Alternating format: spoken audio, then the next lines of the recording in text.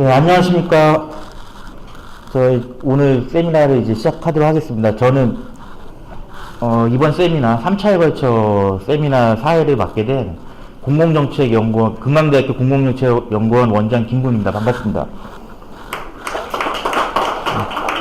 예, 오늘 바쁘신 와중에도 이렇게 자리를 빛내 주셔서 너무 감사드리고요. 자, 우선 이 세미나는 지금 대통령 소속 자치분권위원회, 대한민국 시도지사협의회, 경제인문사회연구회, 금강대학과 공동 주관합니다. 그래서 오늘 간략하게 오늘 세미나 순서를 말씀드리겠습니다. 첫째로 9시 반부터 9시 45분까지 김수는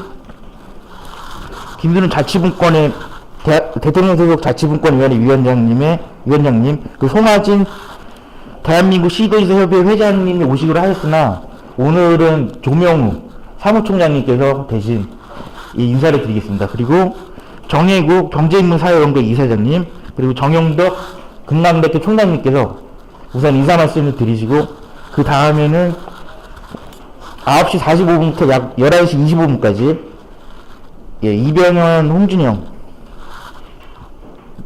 교수님의 지방자치 관련 법제도, 그 다음에 김찬독 충남대 교수님의 지방자치와 정치분권, 김남철 연세대 교수님의 지방자치와 기능분권, 그리고 조인권 경기대 교수님의 지방자치와 재정분권, 그리고 김수는 자치분권위원장님의 역대분권위원회 위상노력 성과 발표로 이어지겠습니다. 자, 그럼 오늘 우선 오늘 자리를 빛내주신 김수는 자치분권위원장님의 인사말부터 듣겠습니다. 예, 박수를 맞아주시면 감사하겠습니다.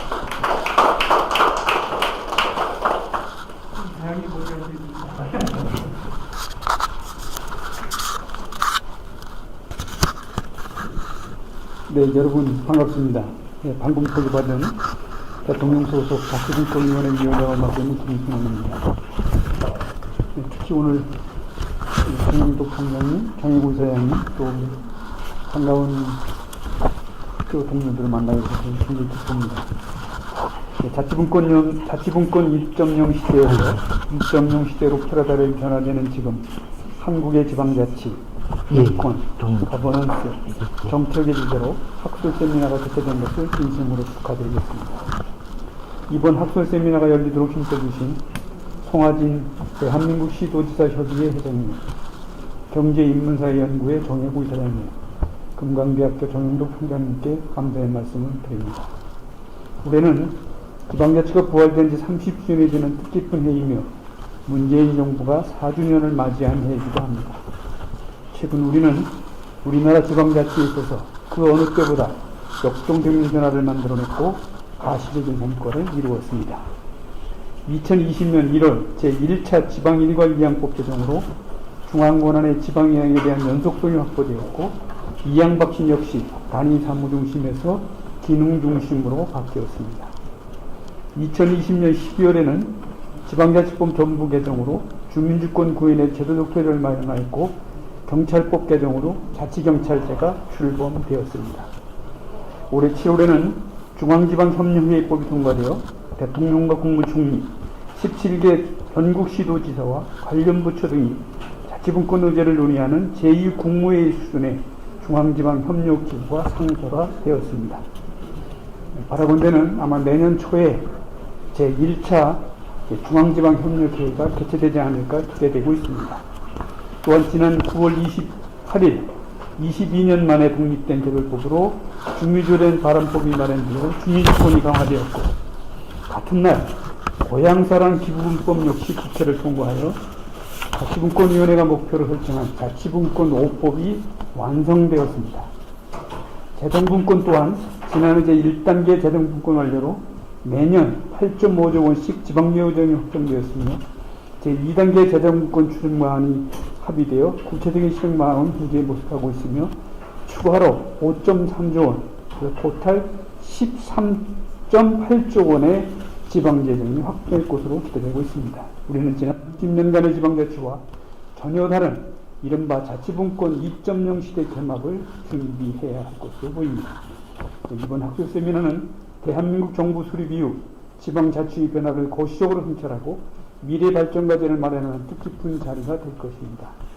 세미나의 각 주제별로 최고 전문가들이 정부 수립 이후의 변화를 면밀히 들여다보면서 그 변화를 지방자치제와 연계하여 분석하고 시별 특징과 원인을 규명하여 학술적 정책적 시사점을 논의하게 될 것으로 기대됩니다. 그를 위해서 3회에 걸쳐 열리는 세미나에서 금강대학교 공공정책연구원의 연구 성과를 바탕으로 우리나라 실질적인 지방분권을 줄 수 있는 혁신적인 정책 아이디어와 건설적인 대안이 제시되기를 기대합니다. 자치분권위원회도 이번 세미나에서 나오는 정책 제안을 바탕으로 자치분권 2.0 시대에 맞는 대응책 마련에 최선을 다하겠습니다. 학술 세미나에서 발제자와 토론자를 참석하시는 분들을 비롯하여 행사를 준비하신 많은 분들의 노고에 다시 한번 감사의 말씀을 드리겠습니다. 모든 분들의 건성을 기원드립니다. 감사합니다.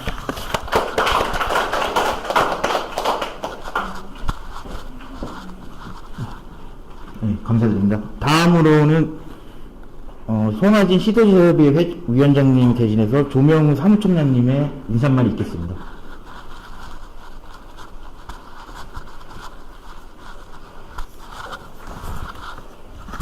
여러분 반갑습니다.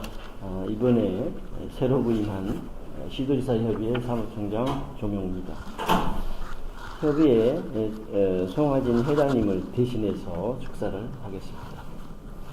올해는 지방자치가 부활한 지 30년이 되는 해이며 우리나라는 지방자치제 도입할 때 예상했던 것보다 훨씬 더 빠른 속도로 잘 정착해 나가고 있고 이제는 국가 중심의 민주화 제도의 도입과 확산에서 밑으로부터 위로의 제대로 된 민주화 흐름을 이끌어 나가고 있다고 생각합니다. 이를 기념하여 우리나라의 지방자치의 거시적 변화에 대한 분석과 미래의 발전 방향을 모색하고자 알겠습니다. 한국의 지방자치, 분권, 거버넌스 정책을 주제로 학술대회를 개최하게 된 것을 매우 뜻깊게 생각합니다. 본 학술대회를 주관해 주신 존경하는 금강대학교 정용독 총장님과 자치분권위원회 김순은 위원장님 그리고 경제인문사회연구회 정혜구 이사장님께 감사드리며 특히 오늘 발제와 토론을 맡아주신 교수님들께 깊은 감사의 말씀을 드립니다. 그동안 지방자치법 전면 개정, 자치경찰제 시행 및 지방일괄이양법, 중앙지방협력회의법, 주민조례, 반환법 등이 재개정되었고 나아가서 민주화의 최고 가치를 규정한 헌법에서도 지방자치가 국정운영의 중요 시스템으로 자리 잡을 수 있도록 개헌에 대한 요구도 커가고 있습니다. 앞으로 대한민국 시도지사협의회는 시민에게 공공서비스의 중심이 되고 있는 지방정부의 역량을 더욱 강화할 수 있도록 정책 개발 등 끊임없는 노력을 해나갈 것이며 특히 내년 대선 전국에서 지방분권이 대한민국의 미래 발전을 위한 핵심 과제로 선정될 수 있도록 최선을 다하겠습니다. 아무쪼록 오늘의 학술대회에서 깊이 있는 논의를 통해 뜻깊은 성과를 이뤄내시어 지방분권의 분위기를 더욱 확산시키는 중요한 계기가 되기를 기원드립니다. 다시 한번 바쁘신 일정에도 참석해 주신 여러분께 진심으로 감사의 말씀을 드립니다.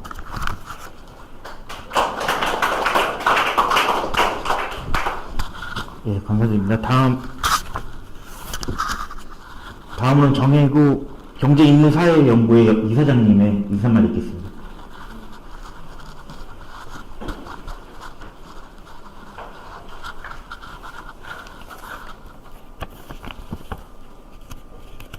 여러분 안녕하십니까. 경제인문사회연구회 이사장 정혜구입니다.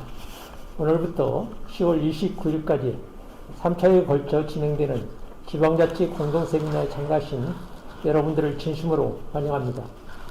한국의 지방자치, 분권, 거버넌스, 정책이라는 주제로 개최되는 이번 세미나는 지방자치 부활 30주년을 기념하는 행사로서 대통령 소속 자치분권위원회와 대한민국 시도지사협의회, 경제인문사회연구회와 한강대학교가 공동으로 진행하는 학술 행사입니다. 세미나를 준비해 주신 김순원 자치분권위원회 위원장님, 송화진 시도지사협의회 회장님, 정용덕 건강대학교 총장님, 그리고 행사를 준비하고 발표와 토론을 맡아주신 모든 분들께 감사의 말씀을 전합니다. 오늘 개최되는 제1차 세미나의 주제는 중앙지방관계와 분권개혁입니다. 이와 관련해서 우리가 기억해야 할 것은 과거 박정희 정권의 산업화 시기에 지방자치가 중단되었다는 사실입니다. 그것은 중앙정부의 강력한 권력을 바탕으로 압축적 산업화를 추진하기 위해서였습니다. 그 후 1991년 3월 제1회 시군구 기초의원 선거가 치러지면서 지방자치가 부활되었지만 그것이 가능했던 것은 1987년 탈독재의 민주화가 있었기 때문이었습니다. 그런 점에서 본다면 우리의 지방자치는 강력한 중앙정부가 구축된 상황에서 뒤늦게 부활되었다고 할 수가 있습니다. 다른 선진국에 비해 우리의 지방자치 수준이 높지 않은 것은 바로 그 때문입니다. 뿐만 아니라 1991년 지방자치가 부활된 이후 30년의 시간이 흘렀지만 한국은 지금도 여전히 중앙집권적인 나라인 동시에 이제는 지방소멸까지 언급되는 나라입니다. 따라서 지방자치 강화는 균형 발전과 더불어 향후 우리가 해결해야 될 최대 과제 중의 하나입니다. 지방자치와 관련해서 2018년 국민헌법자문특별위원회 위원장을 맡았던 본인은 당시의 경험을 잠시 언급하고자 합니다. 당시 위원회는 헌법 개정 자문안에 지방자치 강화의 내용을 다수 반영했습니다. 그 주요 내용은 헌법 전문의 자치와 분권의 강화, 그리고 지역 간 균형 발전의 도모라는 그런 내용을 헌법 전문에 반영했었습니다. 그 다음에 총강에 대한민국은 지방 분권 국가를 지향한다는 그런 내용도 들어가 있었습니다. 그리고 제9장 지방자치 절에서는 지방정부에 대한 주민참여 강화, 지방정부의 주요 사항에 대한 법률 요구, 보충성의 원칙, 지방정부 등 명칭 변경과 자주조직권 부여, 자치 입법권 강화, 자치 재정권 보장 및 재정조정제도 신설 등의 내용들이 들어갔었습니다. 그러나 이상의 내용을 포함한 대통령 개헌안이 국회에 제출되었음에도 불구하고 개헌은 성사되지 못했습니다. 야당이 투표에 참여하지 않음으로써 개헌안 통과에 의결 정족수를 충족하지 못했기 때문입니다. 물론 이후 2020년 12월 9일 지방자치법 전부 개정안이 32년 만에 국회를 통과했고, 같은 날 경찰법 전부 개정안이 국회를 통과함으로써 자치경찰제가 시행되게 되었습니다. 그럼으로써 한국의 지방자치는 한 걸음 더 앞으로 나갈 수 있었습니다. 그렇지만 2018년 당시 지방자치 강화의 헌법 개정안이 국회를 통과하지 못한 것은 매우 아쉬운 일이 아닐 수 없습니다. 지방자치 30주년을 기념하여 오늘 개최되는 토론회가 지금도 여전히 불균형적인 중앙지방 관계의 현실을 분석하고 그 개선책을 제시함으로써 향후 분권 개혁을 지속적으로 추진할 수 있는 계기가 되기를 바랍니다. 코로나로 인해 많은 분들이 직접 참여하지는 못했지만 온라인으로도 참여해 주신 청중 여러분께 깊은 감사의 말씀을 드립니다. 고맙습니다.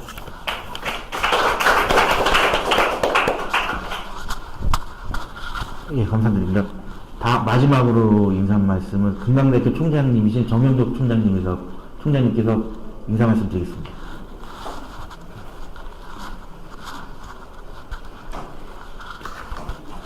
네, 앞에서 세 분이 지방자치 5월 30주년 연대에서 다들 좋은 말씀해 주셨기 때문에 저는 그냥 개인적인 소회만 한 말씀 드리겠습니다.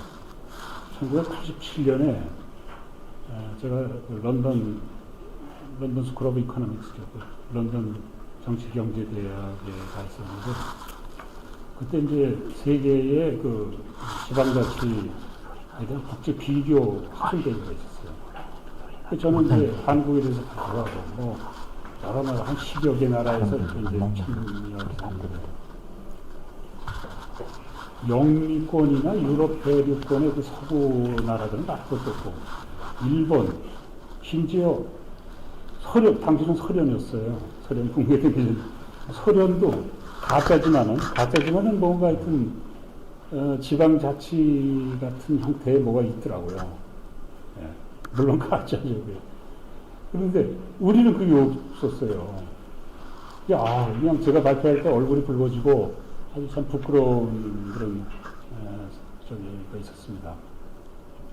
이제 그 이듬해 1988년에 이제 제6공화국 시범하고 그다음에 이제 그때 지방자치에 대한 그런 이제 여러 가지 법령들이 만들어지고 91년에 이제 헌법 지방자치가 지방의회가 구성된 거죠. 95년에 이제 지자체장 직선도 됐습니다. 근데 저는 사실은 우리나라의 특수성 때문에 지방자치단체장 직선을 더 중요시하는 경향이 있지만은 행정부가 항상 세니까 중앙지방. 저는 의회가 부활됐다라는 것에 초점을 둡니다. 민주주의는 의회가 역시 중심이기 때문에 의회가 부활됐다는 91년에 저는 개인적으로 학자로서 거기에 의미를 더 많이 듭니다. 그래서 금년이 정확하게 30년이죠. 30년이 됐는데, 유보가 됐든, 앞에서들 말씀하셨지만, 유보된 것이 꼭 30년이고, 지금 이제 부활된 게 30년입니다. 저는 개인적으로 변상을 받았다고 해야 될지, 뭐 표현을 제가 또 무슨 단어를 쓴 거에 적합한지 모르지만, 30년 동안 유보되었던 것이 지금 30년 부활돼서 지방자치를 실시했다는 것에 큰 의미를 둡니다. 저는 잘 될 거를 봅니다, 앞으로. 점점 지금까지 30년이 아주 짧은, 다른 나라는 300년 이상도 됐을 텐데, 30년 동안에 이만큼 배운 것은 걱정들 많이 하시지만, 저는 개인적으로는 참 잘했다.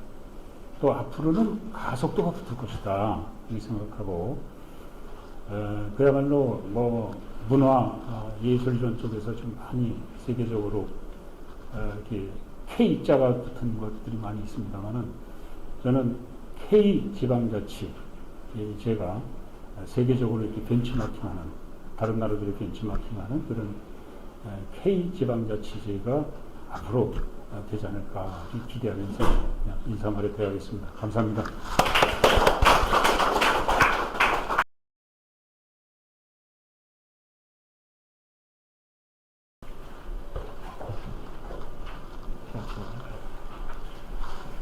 네. 지금 교수님 말씀이 안 들려서 저 현장에서 바로 좀 진행하겠습니다. 네, 안녕하세요. 저는 김제시 의회에서 일하고 있는 이병현이라고 합니다. 논문을 작성할 때에는 서울대에서 연구를 같이 하고 있었는데 지방자치법 개정되면서 지방의회 의원들에게도 정책 전문 인력 보좌관 제도가 도입되었고 저는 조금 일찍 김제시 의회에서 일을 하고 있습니다. 훌륭하신 교수님들과 이사장님들, 위원장님 앞에서 발표를 하게 돼서 되게 영광이고 열심히 발표하도록 하겠습니다. 발표 자료 좀 떼주시죠.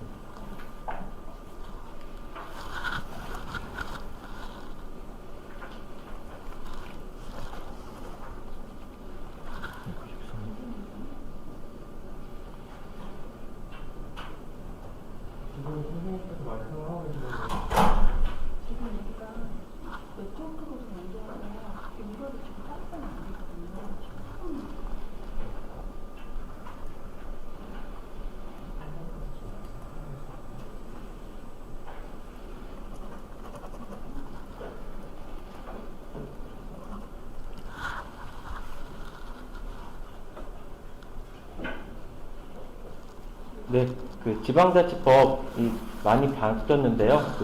지방자치법 변천에 따른 주민 관련 법률 조항을 따라서 신조소주의 관점에서 주민의 법적 권한가 어떻게 되었는지에 대해서 한번 발표해 보도록 하겠습니다. 지방자치제도는 우리나라에서는 헌법상 제도 보장의 한 내용으로 이해되어 왔습니다. 따라서 헌법재판소는 일관되게 입법자에게 폭넓은 형성권을 존중해줬고, 따라서 법률이 바뀜에 따라서 지방자치제도의 역사적 변천 과정에서 우리나라의 굴곡진 근현대사가 그대로 투영되고 있습니다. 하지만 올해 2021년 1월 12일 통과된 지방자치법은 2018년에 정부의 개헌안과 자치분권 종합계획이 반영되어서 그 개헌안은 아쉽게 반영되지 않았지만 그 자치분권 관련된 내용들이 반영된 지방자치법이 통과되었기 때문에 좀 특별함이 존재하고 연방제 수준의 지방분권을 강조했고 주민주권을 명시적으로 표현했다는 특징이 있습니다. 따라서 1949년부터 2021년까지의 지방자치법의 주민 관련 법률 조항을 통해서 지방자치제도의 변화를 신제도주의 관점에서 분석해보고자 하였습니다. 제도와 신제도주의입니다. 로스는 제도를 사회에서의 게임의 규칙이라고 표현하였습니다. 그 전통적인 제도주의 접근은 공식적인 정치 사회제도에 대한 기술적인 연구에 치우쳤는데요. 그 신제도주의는 그 제도를 사회현상을 설명하기 위한 핵심 변수로서 설명하면서 단순한 사회현상을 기술하는 것이 아니라 분석적 틀에 기반한 설명에 초점을 두고 있습니다. 그 다음에 제도주의는 여러 가지 분파가 있지만 역사적 제도주의에서는 제도 형성 과정에 대한 역사적 맥락에 대한 이해를 강조하고 있습니다. 우리나라 지방자치법의 그 지방자치 제도의 형성 과정에 대한 역사적 맥락을 통해서 현재 그 지방자치 제도를 조금 더 잘 이해할 수 있을까 싶어서 역사적 제도주의를 가져왔습니다. 제도 변화는 초기 신제도주의에서는 제도의 형성과 제도가 행위에 미치는 영향에 대해서 주로 관심을 기울였습니다. 그래서 초기에는 그 제도의 지속성을 설명하는 데 적절하다고 하였지만 역사 발전의 과정 속에서 제도가 변화하는 것에 대한 한계를 노출하고 있었습니다. 제도 변화에 관련해서는 초기 역사 제도주의에서는 제도 변화의 동인으로서는 외부의 충격을 강조하였습니다. 따라서 제도가 결정적 근본적으로 변하는 시기가 있고 한동안 그게 유지된다고 하였습니다. 그래서 크레스는 이를 단절된 균형이라고 표현하였는데요. 어떠한 제도가 근본적으로 변화하는 중대한 전환점들이 존재하고 그 새로운 역사 발전이 유지되는 동안에는 비교적 안정적인 균형 상태를 유지한다고 하였습니다. 하지만 현실의 많은 제도들은 완만하고 점진적인 변화를 가지고 있습니다. 루이스는 그 제도를 진화론적 관점에서 이해하고 있으며 그리프는 제도는 새롭게 만들어지는 것이 아니라 과거로부터 내려온 제도를 부분적으로 수정함으로써 새로운 제도가 만들어지면서 제도가 정교화된다라는 표현을 쓰고 있습니다. 아이디어입니다. 그 정책 아이디어는 정책과 제도에 대한 변화를 설명하기 위해서 주목하기 시작하였으면서 역사적 제도주의에서 초기에는 외부의 충격을 강조하였다면 제도 변화의 내생적 동인으로서 아이디어를 주목하게 되었습니다. 아이디어는 세 가지 유형이 있는데요. 그 프로그래머스 아이디어는 해결해야 될 문제와 목표가 미리 정해진 상태에서 기술적이고 전문적인 아이디어가 있으며 패러다임으로서 아이디어는 어떠한 현상을 문제로 인식할 것인가 하는 영역의 정책의 방향성을 제시하는 규범적이고 은지적인 틀을 의미합니다. 가장 넓은 공공의 정서로서의 아이디어는 규범적 차원에서 일반 국민들이 이거를 어떠한 방식으로 해결해야 될지 하는 가장 폭넓은 유형이라 할 수 있겠습니다. 그 아이디어 같은 경우에는 정치제도 변화에 아이디어가 수행한 역할은 매우 지대하다고 할 수 있겠습니다. 왜냐하면 정치 제도는 국민들의 그 합의를 통해서 이루어지기 때문이죠. 따라서 시링크는 정치 영역에서 새로운 아이디어는 채택되고 실행되고 점차 공고화되는 과정을 거친다고 하였으며 틀리는 정치의 근간에 놓여있는 아이디어의 논쟁과 대립이 매우 중요하다라고 표현한 바 있습니다. 지방자치의 역사적 구분에 관한 선행연구는 그 지방자치 30주년을 맞이하여 지금 최근 많이 이루어지고 있으며 그 이승정 교수님이나 김순훈 위원장님, 한국법제연구원, 그 다음에 연세대학 홍준성 교수님들에 의해서 선행연구들이 이루어졌습니다. 연구의 분석은 그 제도적 맥락을 통해서 어떠한 역사적 사건들이 있었는지, 대통령의 그 당시 의지가 어땠는지, 국회의 권력 구조나 외부 환경이 어땠는지에 따라서 제도가 형성되었고 또 정착되고 확장되었는지, 또 제도 변화가 근본적, 급진적으로 변했는지 아니면 점진적으로 변했는지, 그리고 이 점진적 변화에서는 어떠한 아이디어가 그 제도 변화에 동인이 되었는지 시민 참여와 주민 주권을 예로 들었습니다. 여기 있는 많은 분들이 아시겠지만 우리나라는 1948년에 총선거를 실시했고 재헌국회가 구성되었습니다. 그래서 1949년 7월에 지방자치법이 제정되어서 지방자치제도가 도입되었습니다. 하지만 49년에 지방자치법이 도입되었음에도 불구하고 첫 우리나라의 지방선거는 1952년에 이르러서 전쟁 중에 수복지구에 한해서 실시되었습니다. 지방자치 선거를 정부 수립 이후 바로 시행할 수 있었음에도 불구하고 전쟁 중에 실시된 것은 지방자치가 민주주의를 발전 심화시키기보다는 자유당 정권의 공고화를 위한 정치적 수단이었다라는 평가가 존재하면서요. 또 하나는 또 이론적 차원에서 지방자치는 민주주의 학교라고 평가되었지만 우리나라에서는 오히려 이 지방자치 제도가 반민주 정치 시도에 활용된 점은 역사의 아이러니라고 표현하였습니다. 따라서 52년 첫 지방선거에서 60%를 차지했던 그 친여 성향의 지방 의원들은 자유당 정권의 연장을 시도하는 과정에서 민의를 유리하게 이끄는 역할을 담당하게 됩니다. 이게 우리나라 지방자치의 시발점이 되었습니다. 강한 국가와 강한 대통령, 그리고 전쟁이라는 국가위 상황 속에서 처음 도입된 지방자치 제도는 그 지방 분권의 사상적 기반에서 이루어진 것이 아니고 중앙정치의 모빌리제이션, 정치적 동원의 수단으로 도입된 태생적인 한계를 가지고 있게 되었습니다. 따라서 지방자치에 대한 경험과 기반이 취약한 우리나라에서 어느 날 갑자기 헌법이 제정되고 지방자치제가 도입되었습니다. 따라서 한 학자는 헌법 규범과 우리나라의 현실과의 괴리가 가장 심했던 분야로 지방자치 분야를 들고 있고, 우리나라 지방자치 제도는 외삽된 제도다라고 표현할 수도 있겠습니다. 중단기입니다. 1960년 3월 15일 대통령 선거 개표 조작이 있었고, 그 다음에 4.19 혁명과 군사혁명이 있었습니다. 군사 정권과 박정희 전두환 정권은 권위주의적 정치 체계를 유지하였고 효율적인 국가 운영을 선호하였습니다. 따라서 3공화국 수립 후 군사혁명위원회 포고 제4호에 의해서 지방의회가 모두 해산되었고, 국가재건 최고회의 포고 제8호에 의해서 지방의회의 역할을 3급 지방자치단체의 기관장이 맡게 됩니다. 이때 지방자치제도는 중단됩니다. 61년 9월 1일날 제정돼서 10월 1일 바로 시행되었던 지방자치에 관한 임시조치법은 임시조치법이라는 명칭에도 불구하고 한동안 20년 넘게 27년 동안 지방자치를 결정하는 기본법적인 효력을 갖게 되었습니다. 이 지방자치법에 관한 임시조치법은 10조를 보시면 지방의회의 의결을 요하는 사항은 도와 서울특별시에 있어서는 내무부 장관, 시와 군에 있어서는 도지사의 승인을 얻어 시행한다고 하여서 지방의회가 무력화되었고, 11조는 지방자치법 중 본법에 저촉되는 규정은 본법의 규정에 의한다라고 규정해서 사실 이 지방자치에 관한 임시조치법으로 인해서 지방자치법이 무력화되었습니다. 하지만 이 임시조치법은 1988년 5월 11일 지방자치법이 전면 개정되어서 시행되기 전까지 효력을 발휘해서 우리나라 지방자치제도를 중단하는 데 있어서 가장 핵심적인 법안이 되겠습니다. 부활 발전기입니다. 1987년 6월 민주화 운동이 있었고 사회적 대타협으로 6.29 선언이 이루어지게 됩니다. 이때 전국 수습 방안으로 8개의 시국 수습 방안이 있었습니다. 8개의 시국 수습 방안에는 지방자치를 실시한다는 것이 명시적으로 포함되어 있었습니다. 그래서 지방자치 제도가 실시될 수 있었고, 9차 개정헌법에서는 8차 개정헌법 부칙 10조, 이 헌법에 의한 지방의회는 지방자치단체의 재정 자립도를 감안하여 순차적으로 구성하되 그 구성 시기는 법률로 정한다는 단서 조항이 삭제되었습니다. 이 헌법 부칙에 의해서 법률이 제정되었어야 되는데 제정되지 않았기 때문에 지방자치 제도를 막고 있는 사항이었습니다. 1988년 8월 15일 지방자치법이 발효되면서 지방자치제도가 부활하게 되었습니다. 지방자치제도가 결정적 근본적으로 변화한 내용들을 정리해 보았습니다.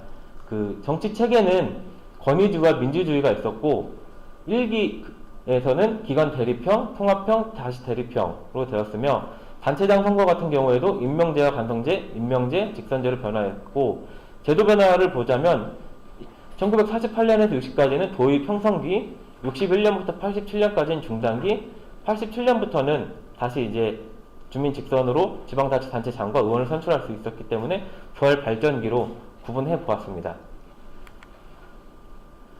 지방자치단체 부활 발전기 시기는 여러 가지가 있고 또 세부적으로 나눌 수 있는데 주민의 참여의 권리에 관한 것으로 한번 분석해 보았습니다. 참정권은 대의제 민주주의 원칙에 따라서 주로 선거권과 피선거권으로 유동되는데요. 1995년 동시 지방선거를 기점으로 지방의회 의원이나 단체장 선거가 임명제나 간선제를 회귀한 적이 없다는 측면에서 지방자치제도 참정권이 이때부터 비로소 공고화되었다고 평가할 수 있겠습니다.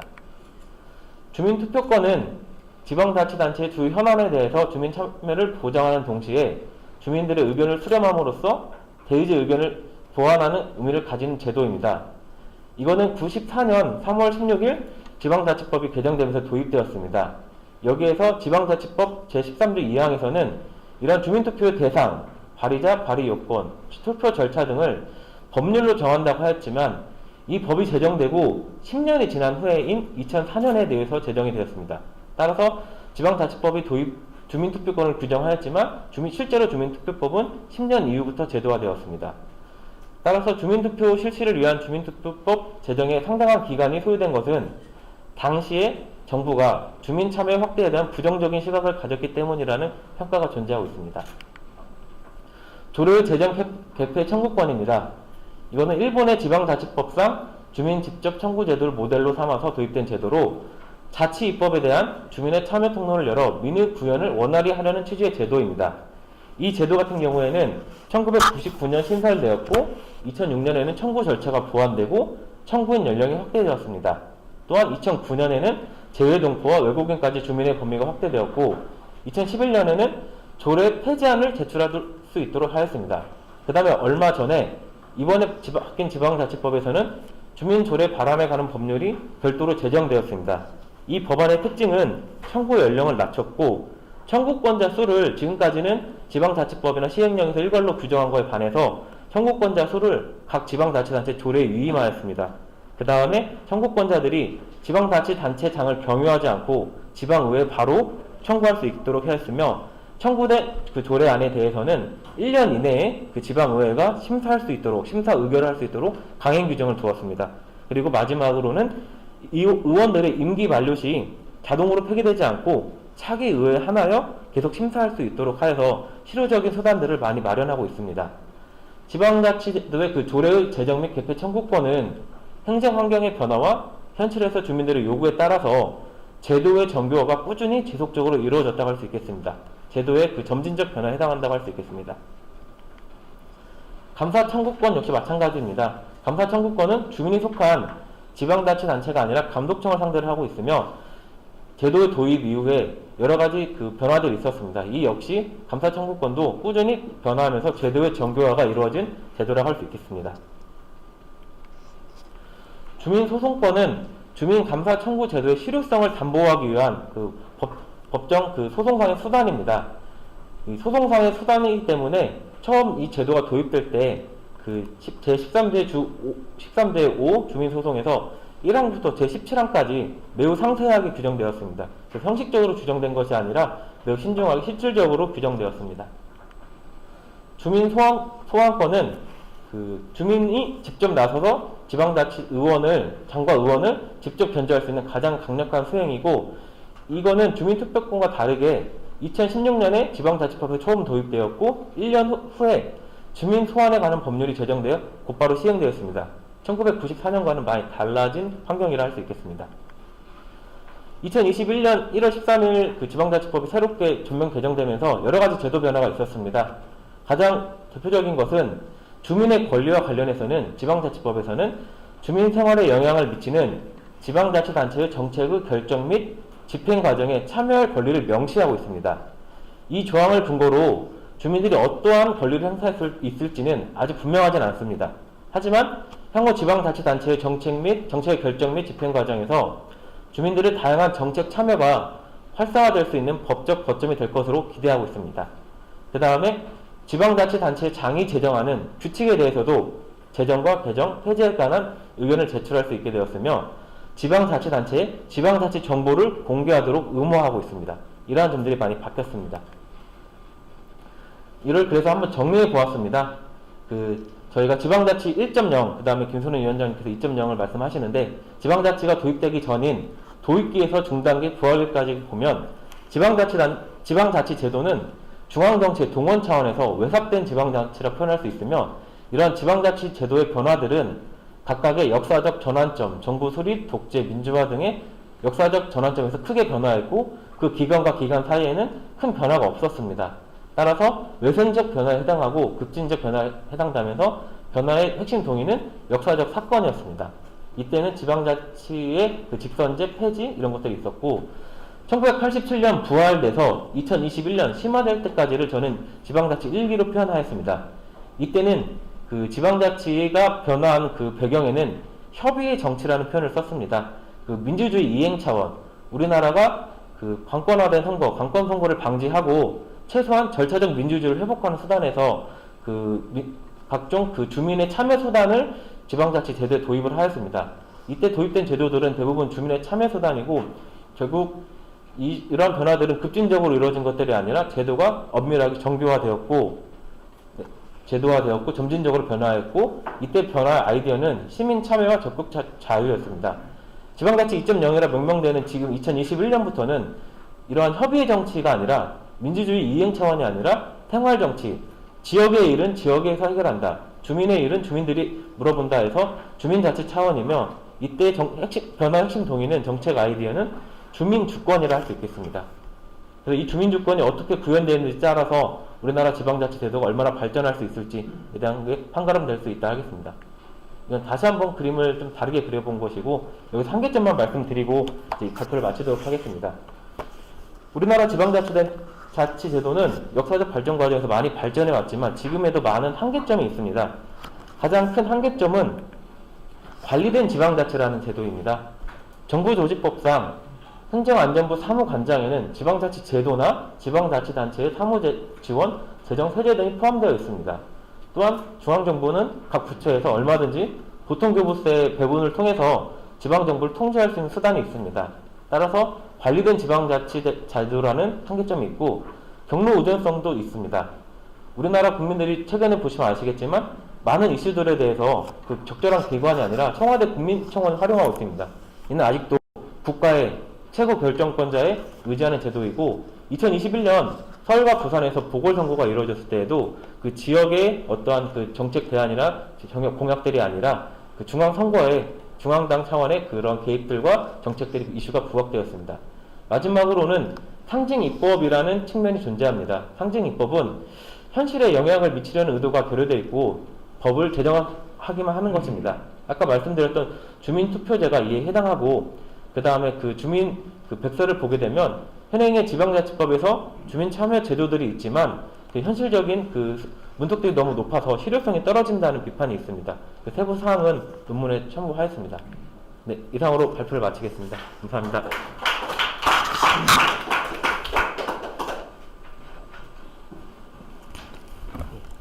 발표 감사드립니다. 아까 그 지방자치법과 제도가 부활된 지 30주년을 기념하는 행사라는 점에서 훨씬 더 의미가 있는 그런 모임이 아닌가 생각합니다. 방금 전에 이병현 연구원이 발표했듯이 우리나라 지방자치제도는 상당히 우여곡절을 겪으면서 최근 들어서 이제 본격적인 개화기를 맞이했습니다. 그런데 많은 제도들이 기본적인 아이디어가 가령 방금 전에 얘기했던 것처럼 참여해서 주민 주권으로 이제 올라가는 과정에서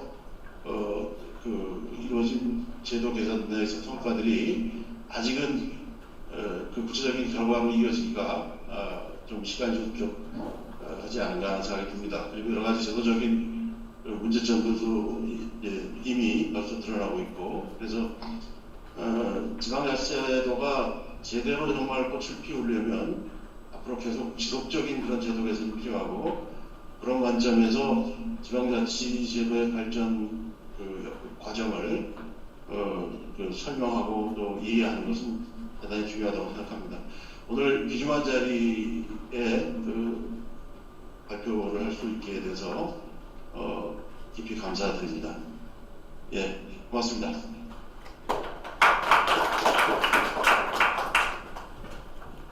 네, 감사드립니다. 그럼 다음 발표를 진행하도록 하겠습니다. 다음 발표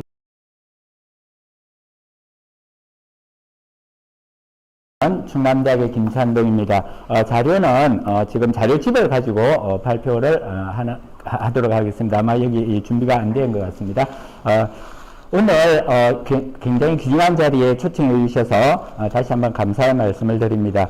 이 제목 자체가 제가 오늘 발제를 해야 되는 게 정치 분권에 대한 것인데 굉장히 보통 우리가 자치 분권 이야기할 때는 정치 분권의 이야기들은 잘 하지 않는 주제인데 이 주제를 우리 정영덕 총장님께서 이렇게 정하셨다라고 하는 것도 굉장히 의미가 있는 일이다 하는 생각이 들었습니다. 앞에 우리 이병헌 그 박사님하고 또 이렇게 발제하셨던 내용을 보면 결국 우리 한국의 지방자치 역사 속에서 그 아이디어라고 하는 게 참여라고 하는 아이디어에서 지금은 분권, 주권이라고 하는 아이디어를 이렇게 가지고 하려고 하는데 실제 우리 한국의 지방자치가 제대로 꼽히고 있지 않다라고 하는 맥락하고도 연결이 되는 것 같습니다. 그리고 다시 한번 얘기하면 이 자치분권이 우리 한국에서 제대로 꼽히기 위해서는 그러면 어떻게 해야 될 거냐라고 하는 게 바로 오늘 제가 발표하려고 하는 정치분권이라고 하는 주제하고 연결이 되는 것 같습니다. 순서는 이렇게 하겠습니다. 전체적인 원고의 내용을 제가 한번 간단하게 요약을 해드리고 그 다음에 원고 순서로 이렇게 들어가면서 시간을 제가 조금 조절하도록 이렇게 하겠습니다. 보통 우리가 행정분권 이렇게 이야기할 때는 지금까지 우리 한 30년의 지방자치 역사를 보더라도 사무를 이양하는 그러한 방식을 이렇게 채택을 해왔다라고 볼 수가 있는 것 같고요. 또 하나는 특별법을 만들어서 자치분권에 대한 특별법을 만들어서 우리 한국의 지방자치를 좀 더 발전시키려고 하는 이런 방법들을 해온 것 같고 또 하나의 방법이 있다라고 하면 뭐냐면 대통령 선거를 통하여서 선거 공약을 통하여서 자치분권에 대한 진전들을 이야기해오고 진전시키려고 했다라고 하는 거죠. 그런데 이러한 행정분권의 방식을 통한 자치분권에는 굉장히 한계가 있다라고 하는 게 오늘 제가 얘기하려고 하는 발표의 주 요지이고 또 하나는 정치라고 하는 게 그러면 뭐냐라고 이렇게 하면 정치의 영역에 해당되는 것이 보통 저도 자치분권에 대한 논의를 많이 하면서 입법분권 이야기들은 참 많이 했었거든요. 왜냐하면 사무라고 하는 건 결국 집행부의 이 중앙과 지방 간의 관계를 통하여서 사무를 좀 더 넘겨주는 방식으로 지방의 자치권을 높이자라고 하는 건데 여기에는 우리가 이렇게 자치분권 개혁을 해봤지만 참 한계가 있다. 나중에 문제 제기해서 제가 말씀을 드리겠습니다만 그는 결국은 외국의 선진국들의 이 자치분권이 잘 되어 있는 것들을 보면 의회가 자치권의 중심이고 의회가 중심으로 하여서 자치 집행의 형태들도 다 결정을 하는 이런 구조로 되어 있어서 입법분권 얘기를 해야 되는데 이런 논의들이 이 자치분권 논의에서 잘 빠져 있었다라고 하는 거죠. 물론 최근에는 의회 위상들을 높이려고 이렇게 노력을 하고 있습니다만 이것도 결국 한계가 있는 게 뭐냐면 단체 자치라고 하는 패러다임 속에서 계속 논의를 하고 있기 때문에 이 틀을 벗어나기가 어렵다. 그러니까 물론 이번에 2.0 이렇게 하면서 주민주권, 주민자치 이 개념을 패러다임을 가지고 새롭게 이제 시작을 하려고 하는 거죠. 그런 점에서는 이런 이 입법분권의 논의들이 굉장히 중요하고 또 하나는 오늘 제 발제에서도 말씀을 드리겠습니다만 국회가 기본적으로 입법권을 헌법을 통해서 독점하고 있는 상태에서는 지방에 있어서의 입법을 할 수 있는 권한들이 굉장히 한정이 되고 제약이 되어 있는 거죠. 이거를 결국 국회가 어떤 방식으로 중앙지방 관계라고 하는 측면에서 보면 지방을 통제하고 규제하고 있냐 하면 정당의 공천권을 통하여서 수직적인 통제를 통하여서 지방을 통제하고 있는 이런 구조다라고 하는 거죠. 그런 의미에서는 우리가 정치분권을 이야기한다라고 하면 입법부관에 있어서의 입법분권뿐만 아니라 정당 내에 있어서의 분권, 정당분권 논의도 되어져야 된다라고 하는 것이고 또 하나 우리 한국의 이 맥락에서 정치 영역에 해당되는 게 대통령인 것 같다는 거죠. 대통령의 이 권한, 집권화되어 있는 권한들을 어떻게 그러면 분권할 거냐라고 하는데 여기에 대한 부분이 처음 아이디어는 제2국무회의라든지 이런 용어를 가지고 사실은 시작이 되어졌던 건데 현재는 중앙과 지방의 협력회의라고 해서 시도지사들과 정례적으로 모임을 갖는 이런 정도의 이 분권 논의로 되어져 있다라고 하는 거죠. 그래서 다시 한번 이렇게 보면 우리 한국의 자치분권이 제대로 되기 위해서는 이런 정치 분권에 대한 논의들이 단발적으로는 되어져 왔습니다만 실질적으로 정치 분권이 되어질 수 있는 이러한 구조, 패러다임으로 전환이 되지 않으면 한국의 자치분권 논의는 앞으로 10년을 더 가더라도 사실은 이 단체 자체의 패러다임, 그러니까 뿌리 깊게 남겨져 있는 이런 패러다임을 극복해 나가는 노력들이 필요할 거다라고 하는 것입니다. 원고로 들어가서요. 제 발제문 36페이지부터 한번 보시면 되겠습니다. 문제 제기하는 부분에 보면 한국이 이렇게 지방자치를 도입한 지 한 30년이 지났는데도 불구하고 여전히 이 지방자치의 이런 상태들을 보면 특히 이 가장 대표적인 게 재정자립도라고 볼 수 있는데 이 재정자립도가 2021년도로 보면 48.7%로 떨어졌다라고 하는 거지요. 왜 이렇게 91년도에 비하여서 한 20% 정도까지 이렇게 낮아지고 있냐라고 하는 것이지요. 그 부분은 현재 우리의 지방자치 제도의 구조적인 부분에 문제가 있다라고 하는 거죠. 더욱더 심각한 것은 특광역시의 재정자립도라고 하는 거죠. 보통 자치 이야기할 때 도시가 재정자립도가 가장 튼튼해야 되는 것이고, 그리고 실제로도 우리가 특광역시 같은 경우에는 98년까지마다 90%까지 이렇게 되어 있었는데 2021년 자료에 보면 특광역시의 재정자립도가 58%로 떨어지고 있다는 거죠. 이거는 우리 한국의 자치 정말 역주행하고 있다라고 하는 대도시가 이렇다라고 하면 군이라든지 이런 데는 더 심각한 거죠. 원래부터 군은 22.9%였기 때문에 자치를 사실은 할 수 있는 여력이 안 되는 것에 자치하라고 해놨기 때문에 이거는 굉장히 얘기하면 할수록 더 역작용만 일어나는 이런 구조다라고 하는 거죠. 실제로도 2021년 자료를 보면 17%다라고 하는 거예요. 이 구조 때문에 나타나는 수많은 현상들이 있는 거죠. 점점 중앙정부에 의존할 수밖에 없는 거고, 지방은 재정에 있어서 정말 그 지역의 자기 세원으로 자기가 필요한 것을 쓰기보다는 중앙의 정치를 해서 더 많은 국고 보조금이라든지 이걸 가져오는 것 자체가 지역을 발전시키는 동력이 되어버리는 이런 구조가 되어 있고, 이걸 우리가 지방자치다라고 얘기를 하고 있다라고 하는 거죠. 이거는 아니다라고 하는 거죠. 그래서 이런 부분들을 말씀을 드리고, 그 다음 밑에 보면 국고 보조금 문제인데요. 이 데이터도 보면 정말 심각하다. 2017년에 보면 이게 59조 이렇게 하던 것이 2021년에는 97조, 거의 더블이 되어버린 거죠. 국고 보조금만.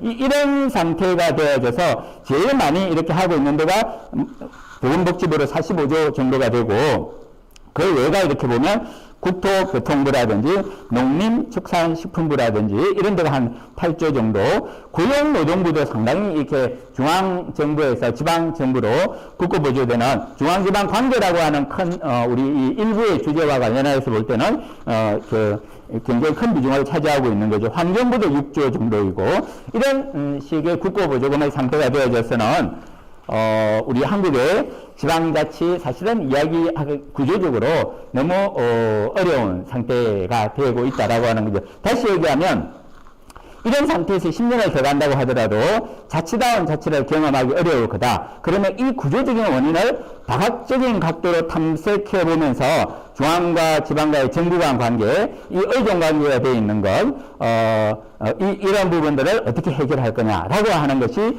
저희에게 주어져 있는 과제다라고 하는 거죠. 두 번째, 이렇게 보면 자치분권 계획에서 중앙지방 관계와 정치분권의 구조적인 관계에 있어서 먼저 중앙과 지방의 관계에 대한 일반적인 논의들, 보통 이렇게 많이 논의되고 있는 관계는 세 가지 관계가 있다라고 저는 한번 이렇게 잡아봤습니다. 뭐냐면 정부 간 관계가 있고, 정부 내 조직 간 관계가 있고, 조직 내 사무 간의 관계가 있는 이런 세 차원의 관계가 있지 않냐라고 이렇게 일단 한번 나눠보았습니다. 그래서 정부 간 관계에 대하여서는 보통 라이트 모형을 얘기를 들듯이 분리 권위라든지 포괄 권위라든지 중적 권위 이렇게 하는데, 한국의 경우에는 포괄 권위형의 중앙지방관계에 해당이 된다라고 하는 거죠. 그러니까 이걸 구조적으로 만드는 제도적인 장치가 기관위임사무다라고 하는 거죠. 뒤쪽에서 제가 말씀을 드리겠지만 이 기관위임사무라고 하는 제도 자체를 기본적으로 폐지하지 않으면 이 구조에서는 자치분권 우리 이 한국 사회에서 거의 불가능에 가까울 수도 있겠다라고 하는 거죠. 네, 그래서 또 중앙정부를 구성하는 데는 집행부만이 아니라 국회도 있는 것이고 현재의 구조는 국회와 지방의회는 별개의 구조로 되어 있는 거죠. 이것이 직접 연결될 수 있는 구조는 아까 말씀드렸듯이 정당의 공천권을 통해서 연결이 되어 있는 거고 국회와 지방의회는 사실은 집행부에 대한 사무감사나 이런 이 관계들을 통하여서 연결이 되어져 있는 거지 이 두 가지가 직접적으로 연결이 되어져 있지 않는 그런 구조다라고 하는 거고 또 하나가 그러면 지방의회 같은 경우에 이 조례 입법권들이 법령의 범위 내에서 입법권만 가지도록 이렇게 되어 있으니까 이 부분을 이렇게 조금씩 늘려간다라고 하더라도 기본적인 이 관계, 입법분권의 이 관계들을 만들어내기는 쉽지 않겠다라고 하는 것이죠. 그 다음에 그 조직 간 관계에 있어서 이 제도적인 장치와 연결하는 것은 기관위임 사무인데 결국 대리인 모형으로 설명할 수 있겠다라고 하는 것이죠. 그래서 중앙 조직의 지방 조직은 하나의 대리자로서 지방을 통해서 이 사무들을 집행하는 이런 구조로 되어 있고 중앙정부 관료들이 기본적으로 우위의 관점에서 지방의 하부 조직들에게 위임하여 처리하는 이런 구조다라고 하는 거지요. 그에 뭐 동반자 모형이라든지 상호의존 모형 정도의 형태들이 나타날 수 있지만 우리는 기본적으로 이 대리인 모형에 따라서 우월한 이러한 형태가 나타나고 있다. 조직 간의 관계에 있어서도. 그 다음에 또 하나가 사무에 있어서는 말씀드렸듯이 기관위임 사무, 자치사무, 그 다음 단체위임 사무들이 있는데 기본적으로 이 기관위임 사무라고 하는 구조를 통하여서 지방은 한정된 자치권을 가지고 있다라고 하는 거죠. 그래서 결국 이 사무관계의 수준이 조직 간의 관계나 정부 간 관계까지 다 구조적으로 구조적으로 연결되어 있는 그런 구조다. 그래서 그 제목을 제가 39페이지에 보면 기관위임 사무에 잡혀버린 지방자치제도라고 이렇게 이야기를 했는데요. 이렇게 했던 이유 중에 하나는 우리의 분권의 노력들을 이렇게 한번 쭉 살펴본 거죠. 살펴보면 최근에도 2018년도에 571개 사무를 지방으로 이양하기로 이번에는 일괄 이양법 이렇게 굉장히 이양에 있어서 진전이 되어졌던 거죠. 근데 실제는 400개 정도를 이렇게 이양을 했던 건데 왜 이런 구조에 우리가 분권 논의를 할 수밖에 없었을까라고 하는 그 연원을 한번 생각해 보았다라고 하는 거죠. 그것이 이 헌법 제8장에 이렇게 보면 헌법 규정에서 지방자치단체는 사무를 처리하는 재산을 관리하고 법령을 범위 안에서 하는 사무 단위의 관계로서 우리 이 헌법 속에서 지방자치에 대한 규정을 하고 있음으로 인하여서 지방자치에 있어서 정부의 일상이나 기능이나 책임 이런 부분에 대한 것이 빠져 있다라고 하는 거죠. 왜 이렇게 되어 있는가라고 하는 거를 예를 들어서 하나 제가 설명을 했는데 우리는 지방자치의 종류를 지방자치법에서 규정을 하고 있는데 거기 보면 재밌는 그 중에 하나가 우리는 광역시도하고 시군구 이렇게 얘기하면서도 정작 지방자치법에서는 읍면동도 사실은 개청으로는 되어 있지만 자치단체로 하고 있지 않은 거죠. 그러니까 자치가 도입이 되어져 있지 않은 거죠. 근데 지방자치법 규정 중에 보면 시군구의 설치 규정에 보면 법 7조에 시업의 설치 기준이라고 해서 아주 자세하게 업 같은 건 2만 이상이 된다든지 이렇게 해놓은 거죠. 우리가 기초자치라고 한다고 하면 시군구에 대한 설치 기준을 얘기해야 되는데 정작 지방자치법은 시업의 설치 기준을 얘기하고 있는 것은 무슨 얘기냐면 주민들의 삶의 영역에 있어서는 사실은 시와 업의 공간 단위가 자치의 단위로서 이야기되어져야 되는데 그걸 지방자치법도 알고는 있는데 이거를 뭔가의 이유 때문에 시군구로 가버린 거죠. 그 연원은 물론 우리 역사를 보면 61년도에 군자치가 도입되면서 면에 대한 자치가 도입되지 않은 거죠. 그래서 다시 얘기하면 자치에 대한 논의를 규정을 하는 데 있어서 우리는 생활 단위는 시업 단위로 가야 된다고 알면서도 법적으로는 시군구로 이렇게 하는 이 이중성이 발생한 게 아니냐라고 하는 거죠. 그런 관점에서는 사실은 언면에 대한 이런 자치 사무들 또 자치권을 어떻게 부여할 거냐라고 하는 것이 앞으로 있어서의 우리의 과제가 될 거다라고 하는 거죠. 그 다음 하나 더 이렇게 살펴보려고 본 거는 뭐냐면, 그러면 현재 지방자치단체라고 규정되고 있는 시군구가 처리할 수 있는 사무는 어떤 건가라고 하는 것을 한 번 더 살펴보자라고 하는 거죠. 그걸 살펴보면 자치답게 처리할 수 있는 거를 구조 1, 2항에 이렇게 예선 영역 57개로 사무를 열거하고 있는 거죠. 그런데 이렇게 하면서 우리가 아주 그 단서 조항이 자치에 있어서의 이 독소조항이다라고 얘기하는 건데, 법률에 이와 다른 규정이 있으면 그러하지 아니한다라고 이렇게 얘기하면서 이 법률을 중앙정부의 부처들이, 심지어 어떻게 보면 과단위들이 보면 법률을 몇 개씩 이렇게 관리를 하고 있으니까 중앙정부의 과가 수백 개가 되는데, 이걸 통하여서 지방을 철저히 통제하고 있는 이런 구조. 다시 얘기해서 아무리 보충성의 원칙을 강조하고 그 다음에 지방에 있어서의 자치 사무들을 늘려주려고 하더라도 이 구조, 이 독소조항이 제거되지 않으면 해결되지 않을 거다라고 하는 거죠. 그 다음 하나, 시간이 해서 제가 여기 뒤쪽, 여기 이 필요성까지 일단 설명하도록 하겠습니다. 그 다음에 하나가 특별법을 통하여서 자치의 특별한 진전을 위해서 얘기했는데, 여기에 사실은 중요한 사항이 들어있는 거죠. 그 중에 보면 기관 사무 폐지에 대한 게 명확히 들어있다라고 하는 거죠. 원칙적으로 폐지하겠다. 그리고 자치사무와 국가사무를 이분화하겠다. 이 모델은 일본이 2000년대에 자치분권 개혁을 하면서 하나의 아주 제도적인 개혁을 통해서 기관 사무를 딱 폐지를 해버렸거든요. 근데 우리는 20년이 지났는데도 여전히 여기에 대한 논의를 진지하게, 물론 일괄법을 통하여서 이양한다라고 하는 거지, 제도 자체를 폐지한다는 논의가 우리는 없다라고 하는 거죠. 이 부분을 제가 보면서, 이게 우리가 학계의 논의에 있어서 그 깊이가 얕은 건 아닐까, 우리가. 이런 생각을 한번 해보게 되어졌다라고 하는 거죠.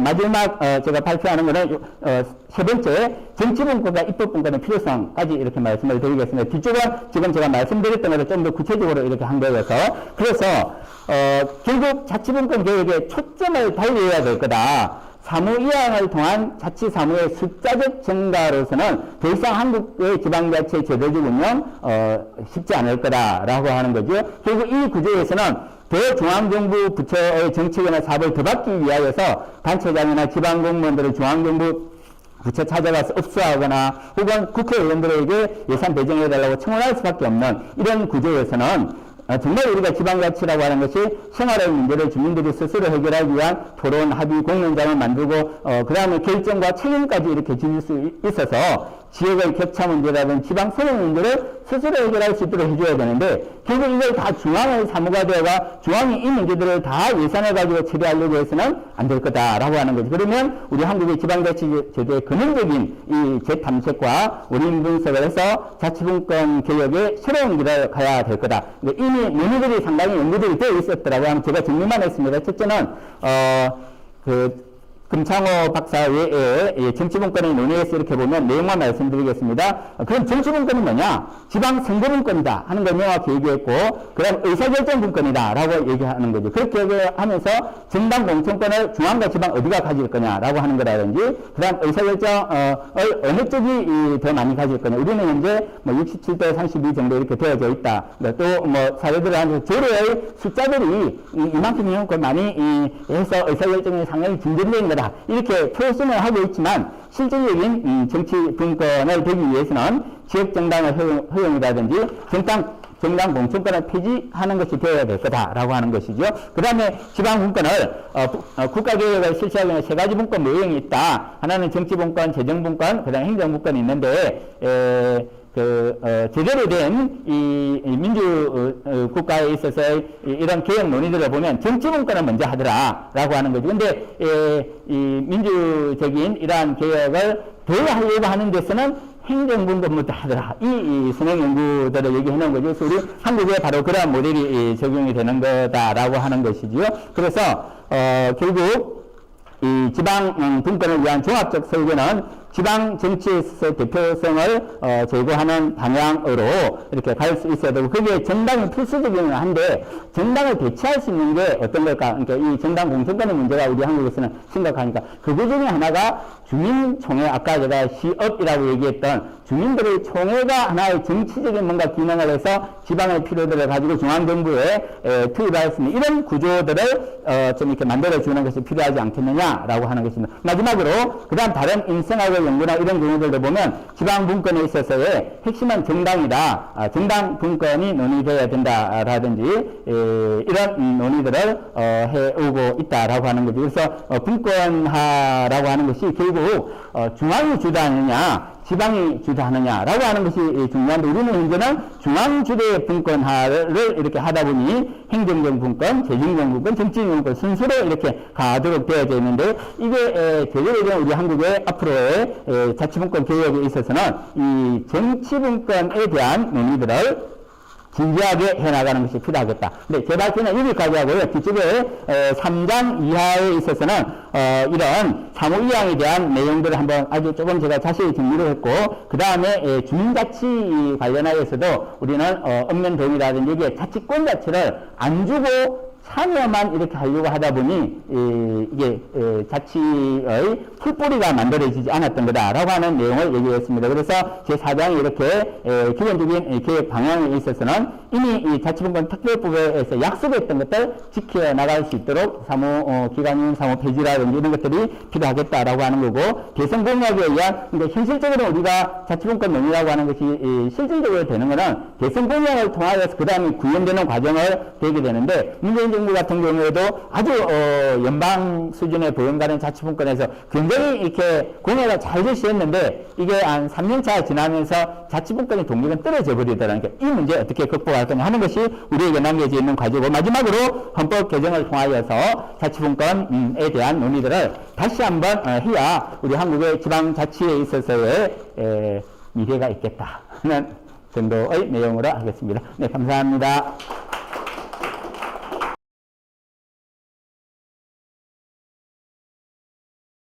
네, 안녕하세요. 연세대학교 김명철입니다. 저는 지방자치법을 공부하고 있는데, 이렇게 또 좋은 기회를 주셔서 감사의 말씀을 드립니다.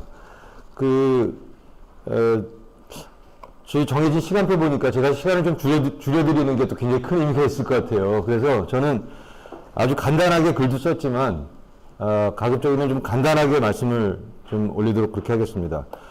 제가 이 자료집의 63페이지 중간쯤에 처음에 이 세미나의 기획을 보니까 저한테 이제 맡겨져 있는 주제가 기능분권 이렇게 되어 있어서 앞에 정치분권 얘기도 있고, 그래서 그럼 저는 기능분권이라는 거를 이 사무 배분, 국가사무 지방 이양, 이렇게 사무 이양, 사무 배분 요 과제라고 이제 생각을 했습니다.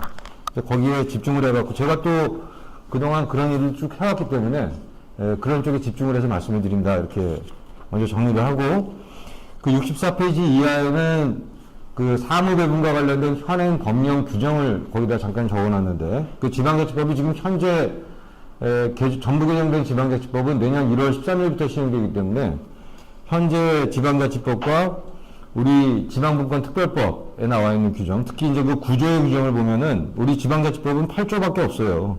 그 다음에 10조는 광역과 기초 간의 배분이고요. 그 다음에 11조는 국가사무의 전형을 규정하고 있는 거거든요. 그렇게 딱 구분을 하고 있고, 이 8조만 갖고는 우리가 사무이양을 하는데 대단히 어렵기 때문에 이 특별법에 보면은 구조가 있어요. 그래서 중복, 금지, 1항, 또 2항에는 그 보충성, 그 3항에는 포괄적 이양, 포괄적 사무배분, 이제 이런 기본적인 원칙을 조금 더 구체화하고 있는 겁니다. 그리고 특별지방행정기관의 정비, 또 그 다음에 그 기관이임 사무, 가급적이면 폐지, 이런 게 이제 이 특별법에 규정되어 있습니다. 그 다음에 그 페이지를 넘겨보시면은 우리 지방자치법에는 이번에 이제 1월 13일부터 시행되는 지방자치법에는 사무처리의 기본원칙 12조 이하는 기존하고 똑같고, 이 11조가 특별법 구조에 있는 내용을 이제 11조에서 이렇게 11조로 가져왔거든요. 그래서 조금 더 지방자치법상 상호 배분의 이 원칙이 조금 더 이 디테일해졌다. 이렇게 이제 얘기할 수 있겠습니다. 로마 3번 이하의 66페이지에 보시면은 로마 3번 이하에 사실 우리가 이제 지방자치를 처음부터 했던 나라가 아니니까 1995년에 이제 양대 선거를 동시로 실시하면서 지방자치가 이제 재도입되었다 이렇게 얘기를 하고 있지만 그동안 워낙 국가의 행정체제가 공고하게 자리를 잡고 있었기 때문에 나중에 지방자치가 끼어든 거라 도대체 지방자치단체가 어떤 사무를 자치사무로 가질 수 있는 것인가. 그러다 보니까 국가가 가지고 있던 사무들을 가지고 와야 되는 상황이었거든요. 그러니까 이제 늘 국가는 자기 사무가 빼앗긴다고 생각을 했고요. 지방자치단체는 원래 자치권이라고 하는 관점에서 자기가 가지고 있어야 될 사무인데 국가에서 우리가 그 사무를 뺏어와야 되는 걸로 인식하고 있고요. 일만 자꾸 늘어난다는 생각도 있었고요. 이런 이제 혼란한 문제들이 있었습니다. 근데 이 문제를 그래도 그나마 정부의 위원회를 만들어가지고 사무 이양을 어느 정도 강제를 가지고 이렇게 추진하지 않았더라면 지금과 같이 이렇게 많은 수의 사무가 지방으로 이양이 안 됐을 겁니다. 그런 관점에서 보면은 정부의 이 초창기에 지방 이양을 위해서 지방 이양 합동심의회라는 게 있었고 그 이후에 지방이양 추진위원회가 또 있었고요. 이 지방이양 추진위원회 때부터 아마 굉장히 열심히 일을 많이 했던 것 같고요. 그 다음에 지방분권 촉진 특별법이 만들어져서 지방분권 이 촉진을 위한 위원회들이 만들어졌고 그 위원회가 지금까지 이제 자치분권위원회로 이제 이어지고 있는 겁니다. 이 위원회에서는 주로 다른 일들도 많이 했지만 이 사무이양에 대해서 사무를 발굴해서 거기 이제 이양 추진 절차를 그림으로 잠깐 68페이지에 보여드리고 있는데 대상 사무를 발굴해가지고 여기에 대해서 의견들을 다 듣고 전문위원회를 통해서 기본적으로 이양 여부를 1차적으로 심의하고 그걸 다시 분과위원회하고 본위원회에서 다시 한번 심의해서 최종적으로 이양 여부를 결정을 해서 대통령의 재가를 받고 이게 이제 국가법령으로 반영되고 이런 과정으로 이제 진행되고 있습니다. 굉장히 간단한 절차인 것 같지만 굉장히 지난한 절차입니다. 생각보다. 근데 저는 이제 개인적으로 이 결론적인 부분을 중심으로 말씀을 드리겠는데, 68페이지의 1번은 제가 방금 전에 말씀드렸던 것처럼, 지방자치단체가 당연히 가져야 될 사무들이 있다. 국가가 지금 그동안 지방자치를 안 했기 때문에 가지고 있었던 사무일 뿐이니까, 우리는 그거를 되찾아온다. 이런 개념이 좀 정확하게 머릿속에 들어와야 된다. 이런 얘기입니다. 그러니까 지금 현재 국가가 수행하고 있는 사무는 다 죄다 국가 사무인 것처럼 인식을 하는 경우들이 많습니다. 그러다 보니까 국가 입장에서는 안 내놓으려고 하고요. 근데 그 싸움이 너무 힘들어요. 그래서 기본적으로 관념의 전환이 필요한 게 지방자치 시대라는 거는 국가는 국가 사무로 하고 지방은 지방 사무로 하는 거거든요. 근데 그런 기본적인 인식이 필요하다는 점을 먼저 말씀을 드린 거고, 그 다음에 69페이지의 2번은 기본적으로 현재 이 지방분권촉진위원회, 지방자치발전위원회, 그 다음에 현재의 자치분권위원회로 지금 이어져 오고 있습니다만, 이런 위원회들이 지금 사실 특별법에 의해서 인정이 되는 거고, 이 특별법은, 실질적으로 또는 형식적으로 한시법이거든요. 그러니까 대통령의 임기하고 이 위원회가 임기를 같이 했어요. 말하자면.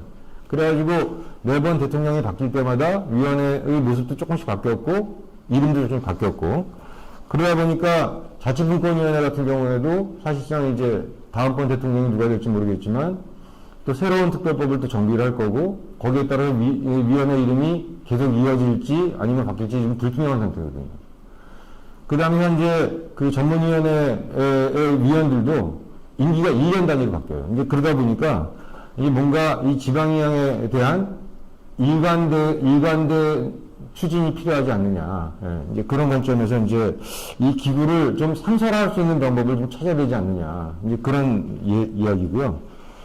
사무 배분 기준의 구체화, 엄격화 뭐 이런 얘기는 69페이지에 보시면은 맨 밑에 첫째 이렇게 나와 있는데 보시면은 사실 이번 정부 초기에 우리가 기능 중심 이양이라고 하는 걸 얘기를 한 적이 있었거든요. 그러다가 이제 결국은 그게 무산이 됐던 것 중에 하나가 기능 중심의 사무 이양이라고 하는 관념이 뭐냐? 이 관념부터 흔들리기 시작했어요. 사람들마다 생각이 다르다 보니까 결국은 합의에 이르지 못하면서 그 다음에 이제 정부 중앙부처 입장에서 볼 때도 사무를 점으로 이양하지 않고 기능 중심으로 이양하는 경우에는 어떤 특정 기능이 통으로 지방으로 이양된다. 이렇게 되면은 이 중앙부처 입장에서는 우리 조직의 과 하나가 동시에 날아가는 거 아닐까? 이런 그 불안감 때문에 결국은 기능 중심의 이양이 이루어지지 못했어요. 그래서 지금 현재도 좀 점 중심의 이양을 지금 하고 있는 상태고요.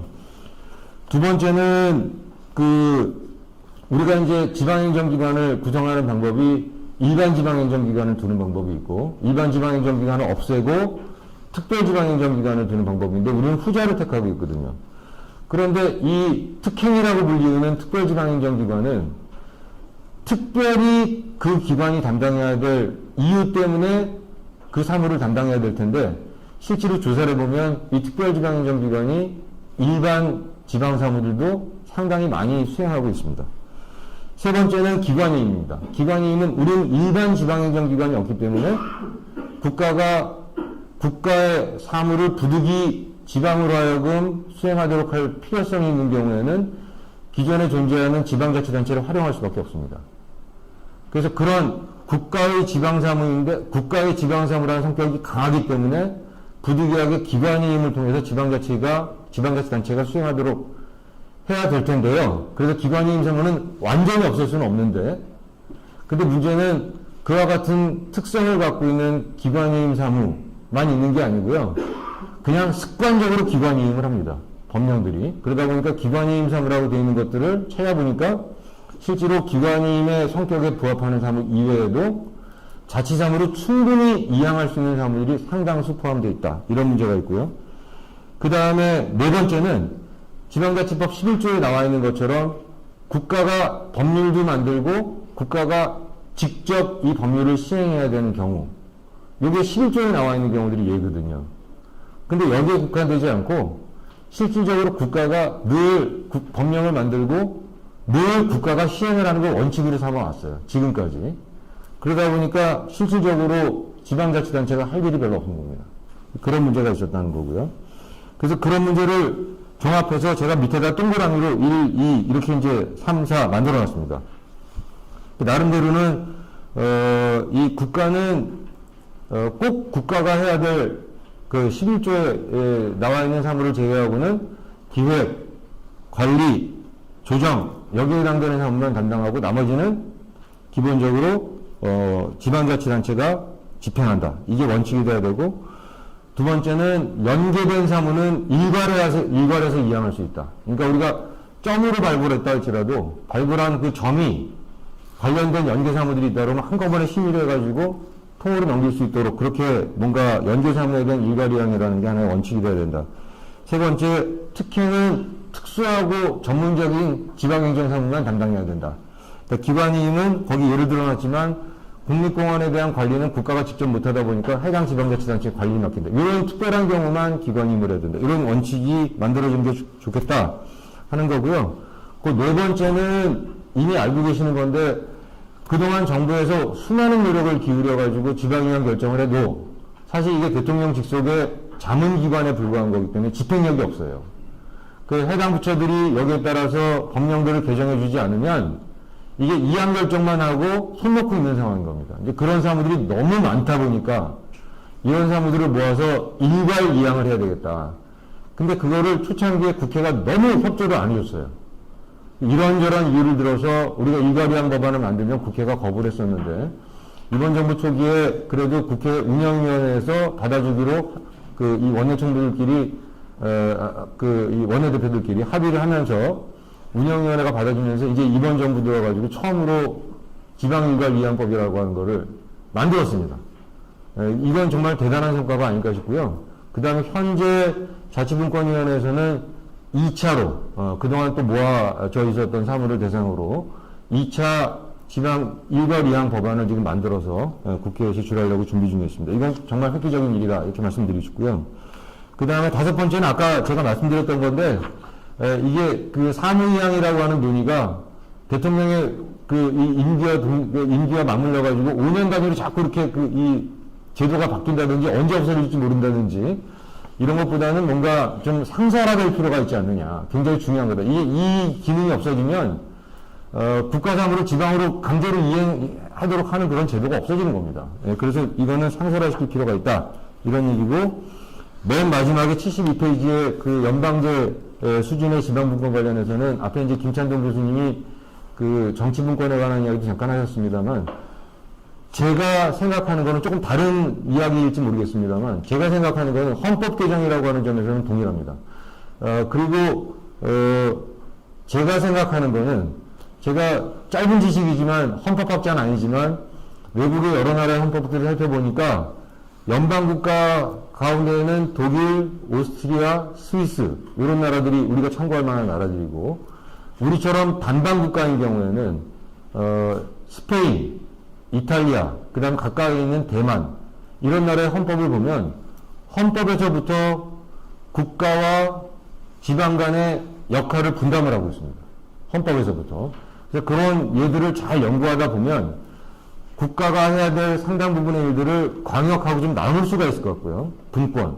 예를 들면 여기에는 행정분권뿐만 아니라, 좀 너무 급진적인 얘기인지 모르겠습니다만, 예컨대 대법원 조직도 사법부라고 하는 것, 사법부라는 그 대법원 조직도 대법원이 있고 고등법원이 있고 지방법원이 있는데, 고등법원 밑에는 시도를 넘기는 방법도 있습니다. 예컨대 연방제에 준하는. 그 다음에 국회, 지금 현재는 우리 지방자치단체 조례를 만들고 있습니다만, 우리 지방자치단체는 조례 말고 법령은 못 만들거든요. 조례만 만들고 있는데, 예컨대 국회, 입법권도 분권하기에 따라서는 국가 법률이 있고 지방 법률이 있을 수도 있습니다. 예를 들면, 그게 불가능한 게 아니고요. 헌법 개정에 국민들이 대부분 다 동의해서 그와 같은 형태로 행정권을 나누는 것 이외에 입법권과 사법권을 분권하는 것도, 어디까지 분권할 거냐, 분권을 할 거냐 말 거냐, 이게 국민적인 합의, 이 컨센서스만 형성되면은 가능한 건데, 그건 이제 헌법 개정이 필요한 것 같습니다. 그걸 통해서 국가 권력도 적절히 분산하고, 그 안에서 지방자치는 생활자치로서 주민들의 의견에 따라 주민들의 공동생활권이 자기의 공동의 관심사를 스스로 결정할 수 있도록, 그렇게 제도적으로 발전해 나갈 수 있도록 한번 설계해 보는 것도 꿈꿔볼 만한 일이 아닌가, 이런 생각을 해봤습니다. 이상 마치겠습니다.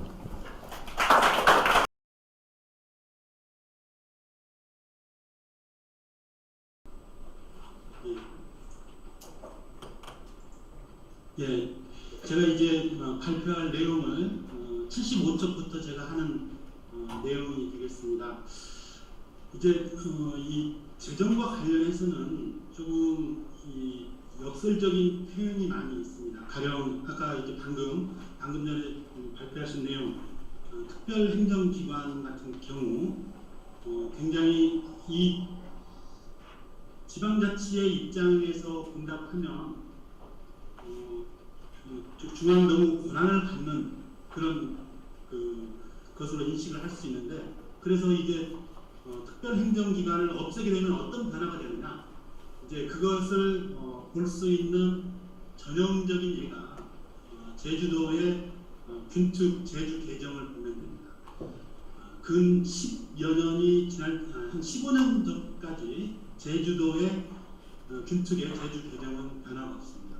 그러니까 우리가 그 기능상으로 보게 되면은 이 재정 기능을 이양을 해야 되겠지만, 중앙정부가 손을 놓는 순간 제주도 국고보조 사업의 그동안의 균특 사업에서 행해왔던 그런 사업들을 공모해 줄 수 있는 기관이 없어져서 제주도는 약 7천억, 4천억에서 다른 국고보조금이 2배, 3배 늘어나는 기간 동안에도 거의 정체가 되는 그런 일이 일어날 수도 있습니다. 제가 이 얘기를 말씀을 드리는 얘기는 이제 재정분권을 실행을 하면서 어떤 일이 벌어지게 되느냐, 이렇게 하는 겁니다. 재정분권에서 획기적인 사건으로 볼 수 있는 시점이 2010년도라고 이렇게 보시면 됩니다. 그 획기적인 시간이 어떤 거라면 지방소득세와 지방소비세가 도입이 되는 시기였는데, 그것은 중앙정부의 그런 분권에 대한 의지 때문에 이게 실행이 된 게 아니고, 실은 여기 보시는 바와 같이 금융위기, 그리고 부동산 경기 침체, 다음에 취득세 연구 인하로 이어지는 그런 일련의 중앙정부 정책 때문에 지방자치단체의 세입이 엄청나게 깎이게 됩니다. 그래서 이제 지방자치단체가 그때 그 우리나라 그 행정 구조를 보면 지방자치단체 공무원들이 중앙에 대해서 그렇게 반발을 크게 심하게 하는 경우가 없었는데 이때는 굉장히 심한 그런 반발을 일으켰고 이때 중앙정부가 결정을 내린 게 이제 지방소비세하고 지방소비세를 지방으로 내려보냅니다. 이것은 서울, 경기, 인천을 이제 보상하는 차원이었죠. 취등록세가 엄청나게 깎였기 때문에 보장하는 차원이었고 그때 당시에 이제 그러면 지방을 보호하는 차원에서는 어떤 변화가 일어났냐면 이제 지방소득세, 지방소비세의 35%를 지역상생 발전 기금으로 만들어서 비수도권 지역에 배분해주는 그런 일이 벌어지게 됩니다. 결국 이러한 재정분권에서의 그런 사건이 가장 획기적인 사건은 어떤 중앙정부의 분권에 대한 의지라기보다는 지방이 상황, 시대적인 경제적인 상황 변화에 따라서 이렇게 그 반발이 너무 커지니까 중앙정부가 대응했던 그런 사례로 이렇게 볼 수가 있습니다. 이번 정부에 들어서는 지방소비세율을 계속 높이는 과정을 계속했습니다. 이제 공약은 지켜지지 못했지만 어떤 면에서는 다른 지방자치단체는 여기까지 한 것만 해도 다행이다. 이제 다음 기회를 노리자. 다른 방식의 재정분권을 하자라는 그런 의견도 있기 때문에 꼭 이번 정부가 7대3을 맞추지 않았다고 해도 그것은 이번 정부의 분권에 대한 의지가 약했다라고 평가를 하는 것은 조금 어려울 수도 있습니다.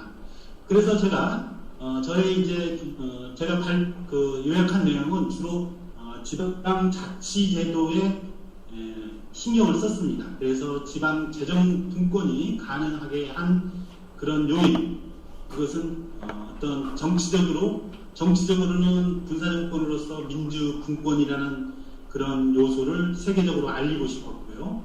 그 다음에 재정적으로는 이제 80년대 중반에 3조 호황으로 인한 세수 확대로 중앙정부 재력이 여러 개 있었기 때문에 지방자치가 실시가 되고 그러한 과정이 이제 제가 앞에 부분에서 요약을 했습니다.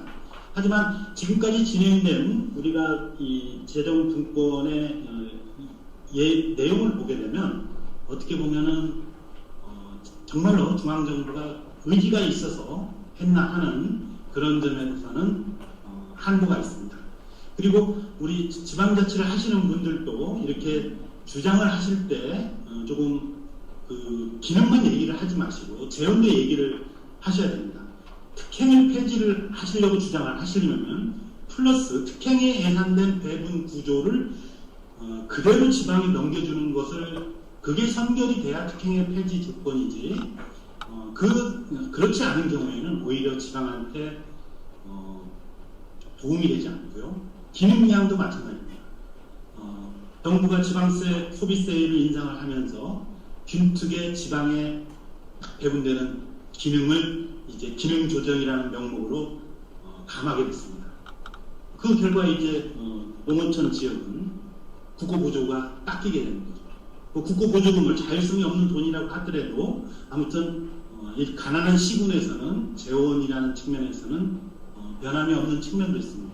결국 기능 이양을 주장하다 보니까 재정 당국은 기능 이양만 듣고 재원 배분은 신경을 쓰지 않는다는 거죠. 그리고 실은 이제 내년도 5월에 지금 국회에 올라가 있는 걸 보면 중앙정부는 내국세만 지금 50조 인상되는 것을 했습니다. 그러면 여기에 40%, 20조에 해당하는 돈이 이제 일반자치와 교육자치로 가게 되고 여러 가지 경직성 구조로 가다 보면 실제로 지방이 가질 수 있는 돈이 적은데 결국 이번 정부가 지금 주장하는 지방소멸기금 발표는 1조 원으로 됐지만 22년도 국회에 제출된 예산안을 보면 7,500억이 됐습니다. 그래서 제가 이제 여기에 재정분권의 과제 제가 지적을 하고 싶은 것은 중앙과 지방의 정말 합리적인 그런 지방자치의 흐름에 맞는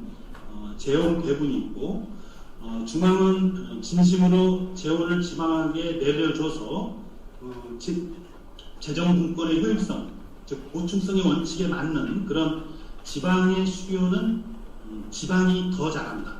소위 말하는 Father knows everything 이라는 그런 관념을 버리고 지방은 지방이 더 잘 안다는 관점에서 그런 사업의 예산은 지방한테 내려보내고요. 지방의 입장에서는 무조건 돈만 많이 달라고 할 게 아니라 어떠한 사업을 지방에서 하는 것이 정말로 주민에게 행복한 가치를 주는지를 고민을 했어요. 그래서 이런 측면에서는 지방의회가 정말로 고생을 하셔야 됩니다.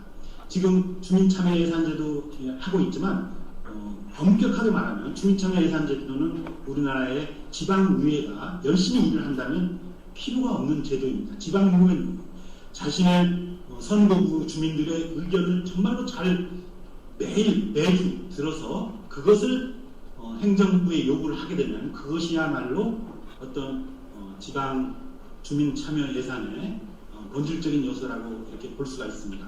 그래서 지방도 지역 주민의 수요가 무엇인지를 정말로 정치인할지 행정 담당자들이 파악을 해서 적은 돈이지만 세출의 효율화를 누릴 수 있는, 지방자치에 맞는 효율을 누릴 수 있는 그런 내용을 이렇게 이루었으면 하는 그런 게 저의 바람입니다. 그래서 제가 지금은 재정분권에 대한 내용은 시간이 없어서 별로 이렇게 추가를 못했는데 추후에는 재정분권과 관련된 이런 내용을 보충을 이렇게 하도록 하고요. 참고로 이 내용은 제가 최근에 이렇게 한 1년 전에 이렇게 각종 정말 힘들게 자료를 얻어서 이렇게 작성을 했는데, 물론 자료가 불일치를 할 수 있는데 한번 이 자료는 이렇게 제가 굉장히 시간을 많이 들여서 했기 때문에 지방자치를 하셨던 분이랄지 이런 분들이 한번 인용을 해도 저는 괜찮은 자료라고 이렇게 보여집니다. 저의 발표는 여기서 짧게 마치도록 하겠습니다. 감사합니다.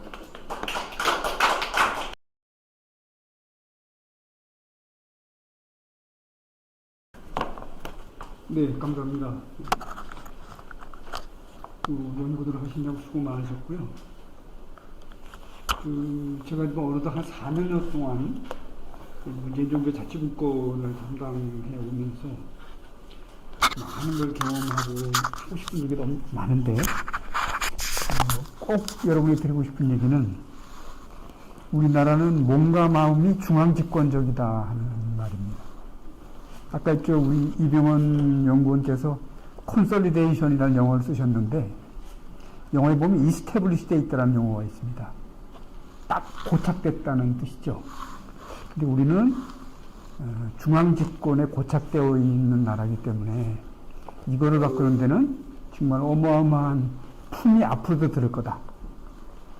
그리고 이 문재인 정부는 그 틈을 내는데 한 쐐기 하나 박아놓은 거 아닐까. 그래서 아까 여러 가지 변화를 이제 주문하셨는데 그 주문들이 현장에서 발생하려면 정말 피나는 노력이 있지 않고는 어렵겠구나. 왜냐면 이게 중앙집권 시스템에 딱 고착됐기 때문에 뭘 하나 바꾸면 연쇄적으로 바뀌어야 될 게 너무 많습니다. 아까 우리 조임원 교수님은 특혜하면 그 비용만 말씀하셨는데, 특혜이 있기 때문에 행정하면 클라이언트도 그 뒤에 무지하게 지금 존재하고 있거든요. 각 사무, 단위 사무 하나만 옮기려고 해도 그 사무에 관련된 클라이언트 그룹들 조정하는 일도 만만치가 않습니다. 그래서 우리 김남주 교수님, 우리 전문위원으로서 사무이양 관련된 연구를 많이 하셨는데, 아마 싸움이 부처와의 싸움이고 또는 하나는 클라이언트와의 싸움이었다. 이런 말씀을 드리겠습니다. 그럼에도 불구하고 역대 정부들은 지방자치와 지방분권을 위해서 적지 않은 노력들을 해왔습니다. 그래서 문재인 정부의 자치분권 성과에 대해서는 이미 많은 분들이 말씀을 하시고, 또 지금 저희들이 책이 좀 나와 있습니다. 그래서 참고하시면 되겠고요. 근데 이게 불과 4년여에 걸린 일이지만 저는 생각하면 이게 훨씬 더 위에 올라가서부터 역사적인 노력들이 직접 돼서 그 다음에 문재인 정부를 만나서 개화한 게 아니냐 이런 생각이고요. 자, 그러면 그 일을 했던 사람들이 누구냐, 주체가 누구냐. 그래서 우리 아까 이병헌 연구원께서 어떤 얘기를 하셨냐면 지방자치와 지방분권이 각 정부마다 조금 성격이 달랐습니다. 그래서 저는 김대중 정부는 제도적 도입기, 혁신적 실행기는 노무현 정부, 이명박 정부는 미온적 조정기, 그다음에 박근혜 정부는 정책적 실현기, 그거는 전 문재인 정부는 자치분권의 르네상스, 이렇게 5개를 분리했는데 그거를 대표해 주는 게 여러분 갖고 있는 91페이지를 보시면 이 추진기구들의 역할, 성과 등을 보고 그런 이름을 붙였다 말씀드리겠습니다. 우리나라 지방자치 그러면 고 김대중 대통령을 잊을 수가 없습니다. 불완전하마 지방자치법을 강력하게 주장하셨던 분이고 1990년 10월 13일에 단식을 거쳐서 91년도 지방예 선거가 이루어지게 됩니다. 또 대통령이 되시고서는 1999년 중앙행정권한 지방이양 촉진에 관한 법률을 만들고 그 법률을 위해서 지방이양 추진위원회라고 하는 최초의 추진기구를 만드신 분입니다. 그래서 제가 제도적 도입기라고 하는 거고요. 그 기구는 한 15년간 이명박 정부 때 해체되기까지 우리나라의 지방이양 사무를 추진해온 기구입니다. 그 다음에 혁신적 실행진을 맡게 되는 노무현 정부 들어오면 추진기구가 3개 되어 있습니다. 김대중 정부가 만든 지방이양 추진위원회는 그걸 살려놓고요. 정부혁신 지방분권위원회라고 하는 대통령에서 만든 기구가 있고 지방분권 특별법에서 지방분권을 위한 위원회, 이렇게 해서 3개의 위원회가 있는데 나중에 시행령을 만들면서 정부혁신 지방분권위원회가 지방분권 특별법에 있는 지방분권을 위한 위원회를 배치한다. 그래서 3개가 2개를 부릅니다. 그러니까 노무현 대통령 들어와서는 정부혁신 지방분권위원회와 지방이양 추진위원회가 2개가 작동하게 되는, 그렇게 되고요. 그다음에 이게 이명박 정부 들어오면서 지방이양 추진위원회와 지방분권 특별위원회가 통합되면서 그게 지방분권 촉진 특별법이 됐고, 그에 의해서 지방분권 촉진위원회라는 기구가 만들어지게 됩니다. 그런데 이명박 정부는 지방분권보다는 지방행정체계 개편에 더 뜻이 있어서 지방행정체계 개편위원회라는 위원회를 별도로 만들게 되고요. 이 위원회가 박근혜 정부 들어오면서 지방자치 발전위원회로 통합이 됐고, 그 다음에 문재인 정부가 출범하면서 이름이 바뀌어서 자치분권위원회가 됐습니다. 자, 그럼 그 위원회의 구성을 보시면 초기에는 한 20여 명 정도 됐고요. 그 다음에 지방분권 촉진에 가장 작았으면 10명 정도로 구성됐고, 그 다음에 지방행정체계 개편위원회 때 27명이었고, 그 구조는 현재까지 이어지고 있습니다. 그래서 현재 자치분권위원회도 대통령이 추천하는 분 6분, 그 다음에 당연직 장관들이 3분, 그 다음에 국회가 10분, 지방사단체가 8분, 그래서 27명으로 구성되어 있다, 이렇게 보시면 되겠습니다. 시간이 있으면 자세히 있는 사항들 자세히 좀 설명을 드리겠지만, 우선 이 추진기구의 그 추진 의지는 국정과제에 얼만큼 반영됐냐, 그 다음에 또 하나는 그 위원회들이 어떠한 정책 목표를 세웠냐, 그 다음에 어떤 성과를 냈냐 하는 게 굉장히 중요한데, 대부분의 계획상은 다 비슷비슷합니다. 그 다음에 각 추진하고 있는 법은 좀 달랐지만 그 추진 권한과 기능은 거의 비슷비슷했습니다. 그러니까 거의 그 제도상의 차이는 거의 없었다. 자, 그러면 뭐냐면 오퍼레이션 할 때 정책적 의지와 비중이 어디가 많았냐 하는 게 관건이 아니었겠냐. 저는 그런 생각이고요. 자, 그래서 여러분 94페이지를 보시면 각 정부들이 내세웠던 국정과제 실천과제들이 나와 있습니다. 그래서 94페이지에 김대중 정부, 그다음에 95페이지에 노무현 정부 보시면 워딩은 좀 달랐지만 실제 내용은 거의 같다. 자, 그다음에 정부혁신 지방분권위원회가 가장 후에 큰 영향을 줬다고 한다면 분권 과제를 리스트했다는 겁니다. 정부혁신 지방분권위원회가 분권 과제를 리스트하고 그 위에 드는 정부들은 그 만들어진 분권 과제를 조금 경중을 따져서 재조정한 게 아니겠느냐. 그래서 저는 혁신적 실행기라고 하는 거고요. 자, 그다음에 이제 여기에다가 이제 이명박 정부에 들어오면 지방행정 체제가 더해지는 그런 변화가 97페이지에 됐고요. 박근혜 정부 들어오면서 이 2가지를 합한 겁니다. 그래서 자치발전위원회도 지방자치발전위원회도 4개 분야 20개 과제. 그러면 여러분 지방분과 관련된 기구들의 제안을 보시면 대개 20개 과제가 굉장히 익숙합니다. 예. 근데 문재인 정부 들어오면 국정과제는 5개이지만 20개 과제가 33개의 과제로 바뀌고 그 33개 과제가 오늘 첫 번째 나왔던 주민주권 구현이라는 게 처음에 들어가서 주민의 위치를 개혁의 전면으로 부상시키는 그런 변화를 했다고 보시면 되겠습니다. 자, 그 다음에 김대중 정부의 추진 기능과 권한은 5기구가 대동소이했다. 저는 그렇게 평가를 합니다. 자, 그 다음에 이제 성과를 간략하게 말씀드리면 103페이지가 되겠는데요. 우선 지방이양 추진위원회가 김대중 정부 추진해서 박근혜 이명박 정부 때 해체될 때까지 우리나라의 지방이양 사무를 선도했던 기구고요. 그때 작업했던 많은 것들이 아직도 남아서 일괄이양법에도 반영된 결과로 이어졌다 하는 말씀드리는데, 이 김대중 정부의 지방이양 추진위원회는 최초로 지방이양 사무를 만드는 중앙정부 기구였다 하는 데 의의가 있고, 그다음에 이 기구를 모델로 해서 기구들이 발전해 왔다 보시면 되겠습니다. 노무현 정부는 혁신 실현기답게 몇 가지 중요한 성과를 남기는데, 하나가 제주특별자치도고요. 그다음에 교육감 선거가 지금 하고 있는데 교육감, 교육위원 선거가 이때 이루어집니다. 그 다음에 오늘 이병헌 연구원이 발표한 많은 주민 관련된 직접 참정 제도들이 주민 소환, 주민 투표 이런 제도들이 다 노무현 정부 때 도입된 제도고요. 당시에는 요건이 너무 강해서 활용되지는 않았지만 문재인 정부 들어오면서 그 요건이 대폭 완화돼서 내년도부터는 굉장히 활성화되지 않을까 이렇게 생각이 됩니다. 이민복 정부 들어오면 지방권이 그렇게 강조되어지지는 않습니다. 그럼에도 불구하고 훗날 뒷 정부들이 이용할 만한 중요한 툴을 몇 가지 남겨놓는데 그 중에 하나가 지방소비세라는 제도입니다.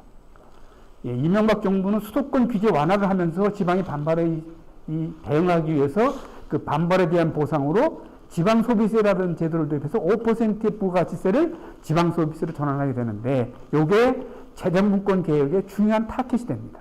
그건 나중에 말씀드리고요. 그런 성과가 있었다는 말씀드리고, 박근혜 정부 들어오면 똑같은 차원에서 5%였던 지방소비세가 6%를 올리는데, 이때 6%는 부동산 경기 활성화를 위해서 취득세를 인하합니다. 중앙정부가. 그러니까 취득세를 주 세워놓고 했던 지방정부 재정이 악화되니까 그거에 대한 보상으로 지방소비세를 6% 인상하는 제도가 박근혜 정부 때 이루어지게 되고요. 아시다시피 박근혜 정부는 중간에 탄핵이라는 시련을 통해서 모든 정부가 스탑됐고, 이게 그대로 문재인 정부로 넘어가게 됩니다. 문재인 정부의 출범가 있는 자치분권위원회는 연방제 수준의 자치분권이라는 목표와 5개의 국정과제에 그야말로 과거에 어떤 정부도 하지 못했던 걸먹할 만한 성과를 내는데, 그 중에 하나가 지방자치법 전부 개정안입니다. 그래서 제가 이제 공무원이나 관련된 사람 만나면 앞으로 절대 전부 개정안을 하지 마라. 필요가 있으면 그때그때 개정해 가야지, 이 과제를 쌓았다 하는 일은, 그러니까 여러분들은 한 4년여 걸려서 지방자치법 전부 개정안이 됐거든요. 20대 국회 때 시도했다가 안 돼서 21대 때 됐는데도, 이때도 몇 가지 중요한 요건이 아니었으면 안 됐다. 저는 여기에는 정부의 의지, 대통령을 중심으로 정부의 의지가 있어야 되고요. 여기에 관련된 그 이해 당사자들 간의 서포트가 있어야 되고, 하나는 국회의 도움입니다. 특히 21대 국회가 더불어민주당이 압승을 한 국회 환경이었기 때문에 그때 참여했던 분들이 도움으로 지방자치법 전부 개정안이 되지 않았냐 하는 생각이고요. 또 75년 만에 자치경찰 제도가 도입됩니다. 우리가 아까 제가 중앙집권에 우리가 이스태블리되어 있다고 그러는데, 특히 경찰들은 더합니다. 이 조직을 균열을 내서 자치경찰이라는 제도가 뭐 여러 가지로 지금도 우려와 기대가 지금 상존하고는 있지만, 그래도 시도 소속의 시도경찰청이 되고, 시도지사의 자치경찰위원회가 자치경찰을 주의감는 제도는 일단 출범을 했습니다. 그러니까 30년 전에 우리가 불안전 제도로 지방자치를 이만큼 발전시켰듯 조금 불안전하지만, 이제는 시도가 앞장서서 자치경찰을 발전시킬 것이다. 그 다음에 일괄이양법에 관한 얘기는 아까 우리 김철 교수가 말씀하셨기 때문에 재론하지 않겠고, 그 외에 고향사랑 기부금법이라든지, 아까 우리 조인근 교수님 말씀하셨는데, 앞에서 만든 지방소비세에 문재인 정부가 제1차 개혁 때 10%, 2차 개혁 때 4.3%, 그래서 토탈 14.3%의 부가가치 인상해서 연간 13.8조 원의 지방재정을 확충했다. 이런 것도 굉장히 중요한 성과가 아니겠냐 이렇게 봐집니다. 특히 주민 참여에 관련된 제도를 말씀하셨는데 지금 지방자치법 전부 개정이 통과되고 주민제도 발화법까지는 좀 됐습니다만은 지금 부수법안으로 남아있는 게 두 가지가 있습니다. 하나 주민투표법이고 하나가 주민소환법입니다. 그런데 종전의 주민투표법은 투표하기 위한 투표의 개표 요건과 완결 요건인데 뒤에 이혼하게 있었습니다.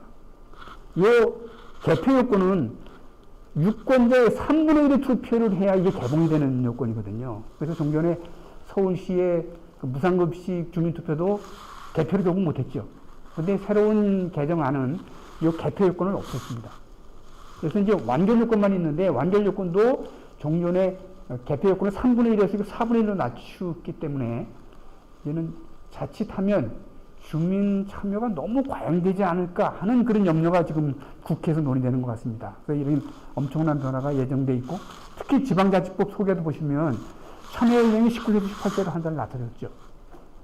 요거는 고3으로 학교로 지금 주민자치 영역이 들어간다고 하는 것을 좀 암시하고 있는 거고 주민감사 청구 요건이라든지 앞에 말했던 주민참정제도가 굉장히 대폭 확대가 돼서 지방자치의 모습이 종전보다는 크게 다르지 않겠냐. 이게 자치분권위원회가 내린 성과인데 이 성과는 자치분권위원회 자체 혼자 했다기보다는 대통령의 확실한 자치분권의 의지가 반영된 것이고 그 대통령의 의지는 늘 비서실을 통해 전달됩니다. 자치발전 비서관.